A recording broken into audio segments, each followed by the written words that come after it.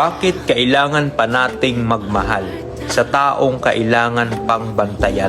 Bakit kailangan pa nating maramdaman ang sakit, ang selos, ang papahirapan ang sarili sa kaka-overthink araw-araw? Ganyan ba talaga kailangan sa pagmamahal? Ang mawalan ka ng tiwala sa partner, lalong-lalo na sa sarili mo? Di ba dapat kapag pinasok natin ang mundo ng relasyon, di ba dapat masaya lang? Di ba dapat tiwala lang? Di ba dapat ma-inspire ka kasi may taong nagpapasaya na? Pero bakit ganito? Yung tipong hindi ko maintindihan kung ano tong nararamdaman ko.